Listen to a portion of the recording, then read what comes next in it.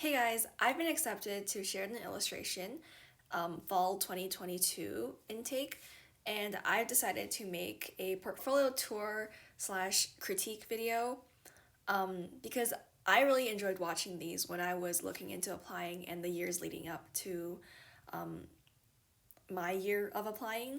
And I found that it's really useful to look at other people's work and learn from them and learn from their mistakes and also like listen to what advice they can give you. So I'm here today to share my portfolio. This is my first time applying and I'm applying straight out of high school because I've known for like 4 years that this specific program is what I want. Like someone told me about it when I was in like grade 10 or whatever, and then I was like, okay, so you're telling me that I can just draw as my major. So yeah, I really like Sheridan's illustration program. It's exactly what I'm looking for. So let's get into this. So looking at the score sheet, I think that some people that I know who I think are really skilled, like way more skilled than me, got lower than expected, and that might just be different people having different like criteria when marking. So like when I give advice, take everything I say with a grain of salt because I don't know exactly what they're looking for. I think based on like my grade, like my score, I think I have a pretty good grasp on what you should be like putting forward in your portfolio and what like mindset you should be having. But yeah, still don't like I'm no expert. I don't know anything. I'm not an insider or anything like that. I don't know jack shit about like what goes on at their admissions place. So for the score sheet, I got a total of 95%, which is really high. In my 3 years of like scouring the internet for like different portfolio tours, I've never seen anyone break like 85. So when I saw this, I was so convinced that like they made a mistake. And then I would get like an email in a couple days and like them telling me, "Oh, sorry, we made a mistake and now we're gonna rescind your offer." So I don't know what's up with that. So the breakdown, drawing test, which is worth 40%, I got 100% on that part. And for the original work, I got 91%. So I'll just tell you about like my strategy for this. So my idea was that since the drawing test is worth 40% and there's 5 pieces to it, that means like approximately every piece is worth like 5 to 10%, right, of your total score. So what I did was that I went so hard on the drawing tests because in my mind that was like, okay, I do one piece and this one piece is worth 10% of my entire portfolio. So if I just do this one really well, that's an automatic like 10%, right? So if I do really well on the drawing test, that's like an automatic 40ish percent. And then I would only need like 20 or so percent in the original work, which I will obviously get more than 20% in that part. Um, that's all I need, and then I'll have a passing grade, which like the safe zone or whatever. So yeah, let's get into it. So the first drawing test piece is the two figures. You have one figure standing and one figure seated. I keep saying seating. Oh god, one figure seated, holding an object. What they want to see from this part of the drawing test is anatomy, of course, and also your handling of the proportions for the face and the hands. So you want to have like a pose where the hands and the face are exposed. You don't want to be covering up either of them. I guess it's okay if you cover like a bit, but like overall you don't want to like hide them because that's the entire point. Yeah, that's okay. That's really important that you know what the objective is. You want to know exactly like what they're looking for in this part of in this part of the drawing test, and you want to like go for that. So yeah, I drew these in like the span of 2 days. I think they're pretty good. And for the seated one, I've heard this a lot, but they want to see like the chair that they're sitting on or like whatever they're sitting on. Like if you have that, it's like attached, I guess. It's like it lends more to the whole piece. So the next piece, which is the room drawing, I think this is my favorite out of the drawing tests and also the one I worked the most on. Oh my god. This took like 3 weeks, not like continuously 3 weeks, but just 3 weeks because I couldn't like focus and like just finish it. But yeah, this is my room. And the goal of this one is to show mood slash atmosphere and furniture from a single light source using cross hatching or shading.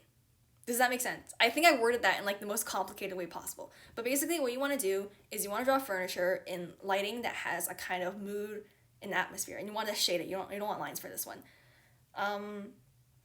So I chose like a really like dramatic lighting for this because that's like the best way to show mood, right? It's like kind of hard. You don't want to go like too like deep and like artistic into your in like the mood or whatever. So like the easiest way to do that is just have one light source, which is like what you should have. It's like one light source. You want to have like a harsh like contrast between your lights and your darks. So here's my light source.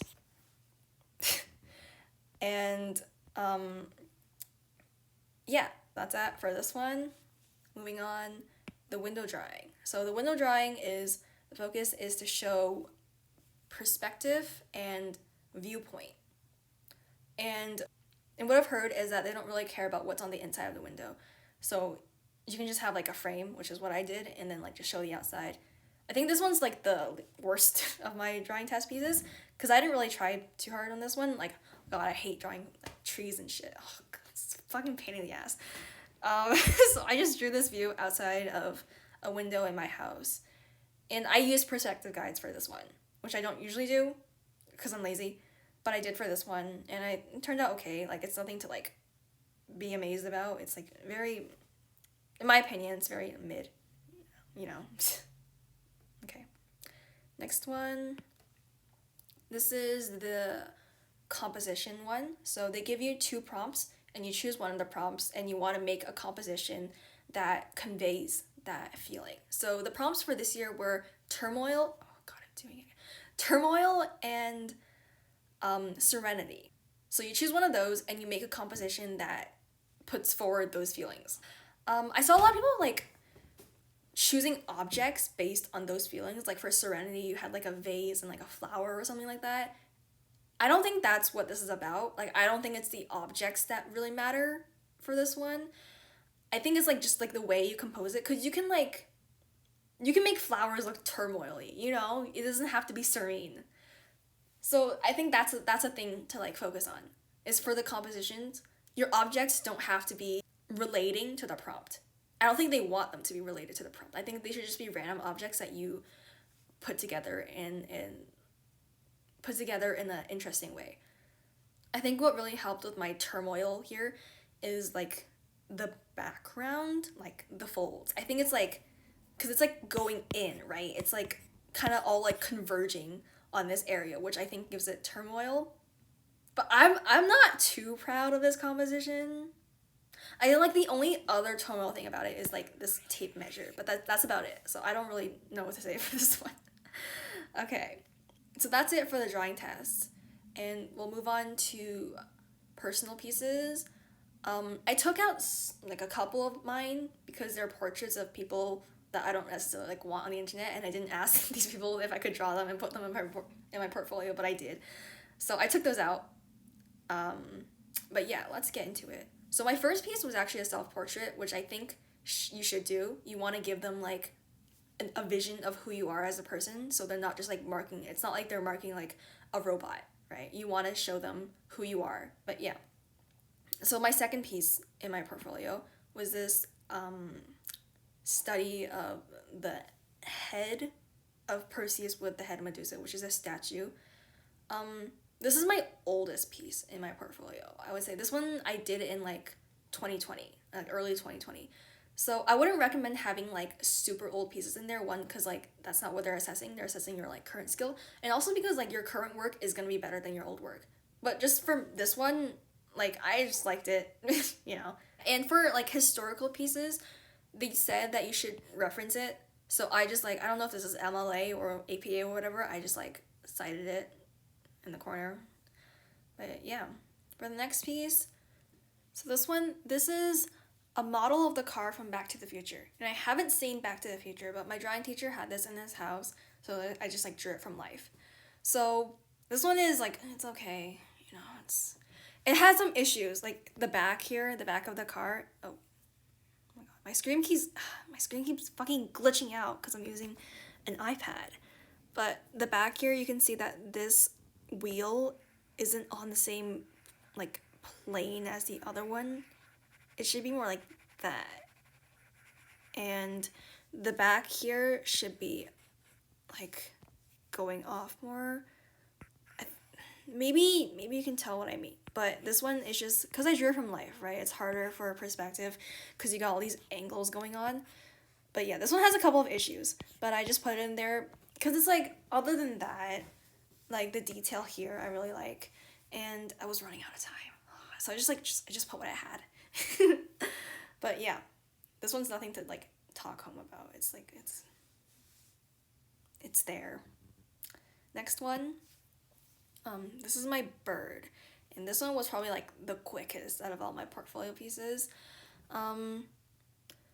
What I basically did for this one was kind of like gesture or hint at the feathers instead of actually drawing them, which I think is like an illustratory thing to do, because you want to work fast and you want to capture it like what you're drawing in the most efficient way possible. So I think making feathers like these little like lines like that, and like having it not be like a feather and you're doing like that. I mean, this is like a cartoon feather. I don't know. So I think doing that is like really fun and interesting. So I used it here, and I don't use it anywhere else because I think it's like a bit simple for like the main part of the portfolio, but it's there. Yeah. Okay, next one. This one I did for school, and it's a self-portrait quotation marks, but it doesn't really look like me. Um, it was supposed to be a self-portrait for like high school art class. So I just did this, and I put it in here because again, I was running out of time, and I had no motivation to make like good new pieces. So I just used like a bunch of my high school like art assignments. And I think this one, I guess it shows like it's semi-realism. Yeah, the eyes are too big, but it shows a little bit of stylization, but also competent handling of facial proportions or like facial features. That's all I have to say about this one. All the bad ones are in the middle, as you can tell. Okay, which you should do that. You should have your good ones at the beginning, and then your other good ones at the end, and then your bad ones in the middle. And, you know, you start off with a good impression, and you end with a good impression. So, next one. So, figure drawings. You should have a few figure drawings in your main portfolio, and like gestures in your sketchbook or whatever. But so obviously I can't go to a life drawing class because it's COVID, and also where am I gonna find life drawing classes in this tiny freaking Canadian city? I'm not gonna go through the effort of like driving like 40 minutes out for a life drawing class in this COVID era, okay? So what I did was I went to this channel on YouTube. They have a lot of timed figure drawings, both nude and clothed. I can't pronounce words. So this one I really like, because I think this like curve I got going on here, this curve gesture-y thingy, is like fun. It's like, but it's also like balanced. I'm really bad at explaining, as you can tell. But you see what I mean, right? Yeah, it's fun. It's fun. I think I exaggerated a bit for the sake of like showing it that it's there, but I think it looks fun. I like it. And I also like this arm because it like juts out and then it comes back and then it droops down. And I really like that. So this one I like. And my next piece is also a figure drawing. It's watercolor, and I did this on like really shitty watercolor paper, so we won't talk about that. But this is also like a transition into the colored section of my portfolio. So we got 2 figures, and then the second one is colored, and the rest of the portfolio is going to be in color. So yeah, this one was also just focusing on form and the volume of flesh, the 3 dimensions of flesh. Yeah, nothing really more to say about this, so we'll move on. Another school project. This one, it's okay. It looks really good from afar. It looks like almost realistic from afar, or if you like squint, but close up it's like, you know, it's okay. You know, I did this for school, and I included it because I really like the transparency of this part. I don't know what's going on here. I think this should have like another connecting thing, but I guess I just didn't draw that. But yeah, I like this part. Like it's transparent, but you can like tell that it's transparent without like, you can tell it's transparent, but it's also like warping things. And also the metallics are nice. So next one. This is just like, I had this on my desk and I just painted it one day because I didn't know what else to draw. So, okay, 2 separate people told me that I shouldn't have this text here because it looks too handwritten and it makes it unrealistic. Which I guess I agree with. but I also wasn't exactly going for like exact realism, more kind of like painterly feel. But yeah, I guess if I could do this again, I would maybe make the text not as prominent. But the highlight of this piece, I guess, is like this area here, which is like the lighting and also the shadows. The shadows were a massive pain in the ass. Cause like, okay, you can see here, I was like giving up. It was like hard to like lay out and it was hard to paint because I didn't know what I was doing. It turned out okay though, it doesn't look too bad. So moving on to the next one. This is one of my pieces where I have process work for it. This is also a school thing, but basically what we got going on is a post-apocalyptic with a bunch of giant tortoises. So I think it's fun. Oh my god. I think it's like kind of dramatic lighting, not really, but it looks okay. The buildings in the back could use work. But this one was basically like entirely from imagination. And I have the process work to prove that. So let's go look at that. Okay. I'm really bad at process work. I don't really do process work usually. Because, okay, so I'm not the kind of person who realizes what I want to draw as I draw. When I draw, I have like an exact image of what I want in my head. And then I just do that. Like, I don't plan because there's no point of planning. I already know like what my end result, like what I want my end result to be. So process work and also the sketchbook were a hassle because I don't do those usually. So I felt like I was faking these. But, we all have imposter syndrome. So yeah, for the process work, I just got research of the turtles and like the shell patterning and like kind of experimenting with how to draw plants using watercolor and also the design of this character guy who is right there. And this is the final one, which is like the thumbnails, I guess. It's like not great. Next one. This is my least favorite one. This one sucks. What I was going for was kind of like a color study of these tomatoes where like blue/purple would be the dark parts and then like I got like pink in here or whatever. But it just turned out kind of bad. Like other than this main part here, the rest of it's kind of bad. So I also have process work for this one. And it's like basic. It's like the values, and then like the breakdown of the tomatoes and then the colors and like what colors I would use and then finally like testing out the colors on like paper. So very standard. Next one.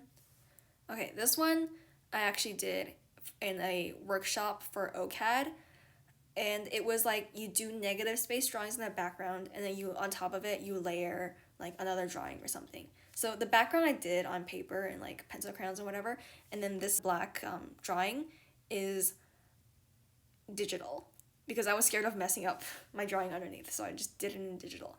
And I was going for kind of like a Studio Ghibli vibe here, and I just kind of like drew for this one. Not much thought went into it.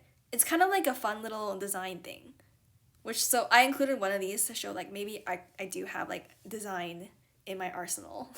Because they're not like looking for a design. They don't want you to show characters that you've designed, but I think it's good to have like something of this sort. Okay, next one. This is an acrylic painting for school, once again. I don't like acrylic painting. It sucks. It dries too fast and the colors dry too dark. And it's so hard to layer and it's like, it sucks. I hate it. But this one turned out okay because I planned a lot for this one. I had like an exact idea of how like what layers I would do it in. And I think it looks good because the colors are really even. Like the grass here and then the water here. It looks very like smooth and consistently like creamy almost.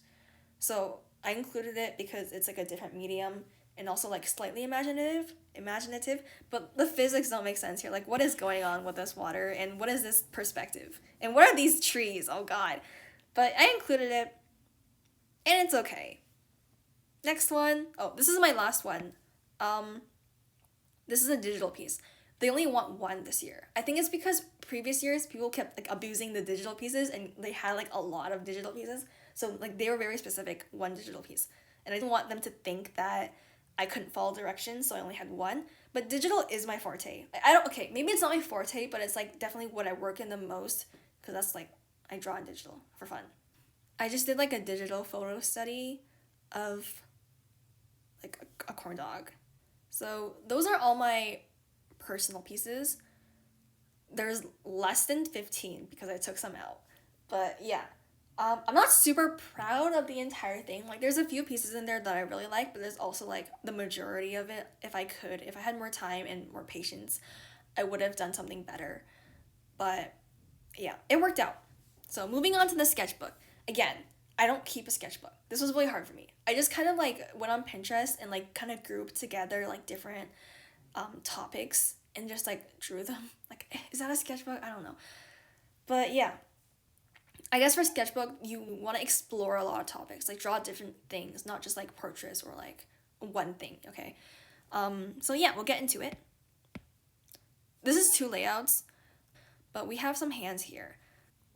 So on this left side, what I'm doing is kind of like one line, one stroke, no erasing, kind of just eyeball it, hands. So I just went on like Pinterest and searched up hand references, and I just like kind of like did these really quickly. And for some of them, I did them in watercolor to show like dimensions, to show 3 dimensions. And I think it looks really good. And on this side, all these are my hands. I just took pictures and like I drew them in like a more realistic style. Like, we got some reverse foreshortening. And this one's fun because it's like a messed up pose. So yeah, it's fun to show that you understand how hands work together, I guess. Moving on to the next page, we have some more Pinterest drawings. Here I have some clothing studies, and on the right side I have shoes. I think shoes are definitely something you should put in your sketchbook, just because shoes are so hard to draw. They have like some like weird friggin' shape. They're like weirdly shaped. So yeah, I think you should draw shoes. I'm gonna go through the sketchbook really quick because I think this video is getting like way too long. So moving on to the next page, here I have some foreshortening. I'm assuming everyone has seen this pose before. This is like the most popular foreshortening reference ever. But I did this in one of my drawing classes as like a practice or whatever, and it turned out okay. I didn't finish it completely, which you don't need to in your sketchbook. It kind of shows like the structure of like how you draw, so that's good as well. And on this side, I have just like clothing slash drapery. It's like fabric, and it looks really good if you squint. It looks realistic if you squint. Next page. Here I have some figures and gestures. So what I did here was I just sat down for 2 hours one day and I just cranked out a bunch of gestures using like the same YouTube videos that I mentioned before. But this time I actually used a timer. So I feel like if you just do a bunch of them, you'll get comfortable enough and you'll get warmed up enough to do like a bunch of really fluid ones. So these are some like the best ones I could do in that time because I was too lazy to do more. This I was originally going to put in my portfolio, but I ran out of time. So this is a picture that I took when we went to Venice. I was going to do this black and white kind of thing where I only used 2 values to shape out the entire thing. And I was going to have all these buildings up here, like all these buildings, but I ended up not having time or patience to do it all. So I just left it at that. If you know, you know. My drawing teacher said that this one was like really good because it's like illustration-y. Like, this is how like this is what he said. He said like this is how like illustrators draw. I don't know exactly what he means by that. Maybe he means like these kind of like structural shading in lines. I'm not completely sure what he means by that. My last spread, this is a skull thing that I did like a bunch of years ago. I don't even know how old this one is, but I found it in one of my sketchbooks and I was like, okay, I can use that in my sketchbook for Sheridan. I do see a lot of people doing like bone and anatomy studies. I simply did not have the time for that. And on the right side, I was gonna have more animal studies or like sketches, but I'm just lazy, okay? And I do think animals are important to draw in this because I think snouts show your understanding of form a lot. Because snouts are hard to draw. It's like you got this whole 3-dimensional, like unconventional shape going on here, as well as like the eye placement. It's like a lot. So definitely draw animals if you have the time for that. And yeah, I just did some more other animal doodles here to fill up the page a little bit. And that's all. That's my entire portfolio. I think it's okay. I mean, it's pretty good. It got a good score. So I guess that has to mean something. I'm not the most happy with it, but like seeing the score, I'm like, okay, maybe it's better than I think. But yeah. So that's it for this video. Thank you guys for watching. I hope you had fun watching. If you have any questions for me or about the program and the admissions process, you can leave them in the comments or you can shoot me a DM on my Instagram or my Discord. I'll link them both down below. And I hope this helped. I hope it gave some insight into what you might need for a portfolio. If you're applying to Sheridan in the future, good luck. The process is very grueling, but it's worth it. You know, if you get this like sense of satisfaction because you're like, okay, I produced this final thing and it got scored by these professionals, and now I'm in a program. Especially if you're going into post secondary for the first time. Yeah. Thanks again for watching, and have a great day.